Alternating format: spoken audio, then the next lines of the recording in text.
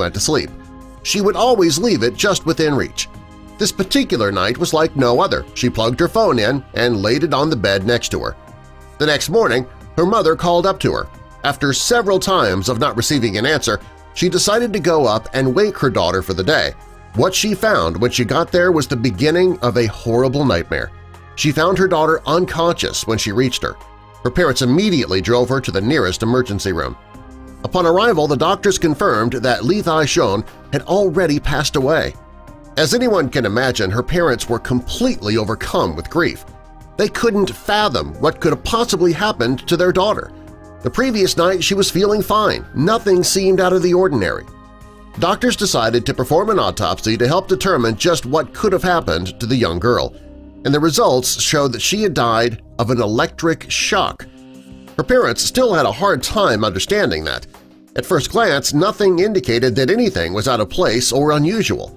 That is, until they raised Lee Thai's bedsheet. What they found next would leave them in complete shock. Underneath the sheet was Lee Thai's cell phone charger. Her phone was still plugged into it, but it was not charging. Upon closer examination, they discovered that the part of the cable that was closest to the phone was completely burnt. After their investigation, police confirmed that they found a burnt charger in the young girl's bed. The plastic cover to the cable was broken and had been taped over.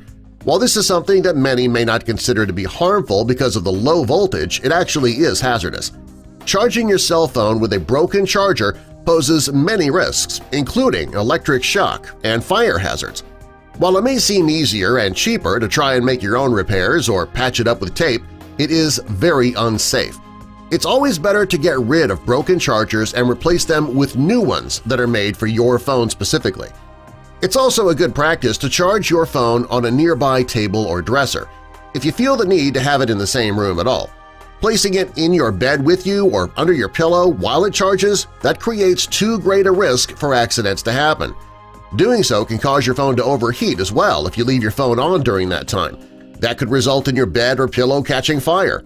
People don't think of their cell phone as putting off a high amount of heat, but if it's not allowed to properly vent air, they can indeed reach a high temperature. It's been reported that over half of children and teens charge their phones on their beds. As parents, we should make them very aware of the danger that possesses. We should also encourage them to share those potential dangers with their friends as well.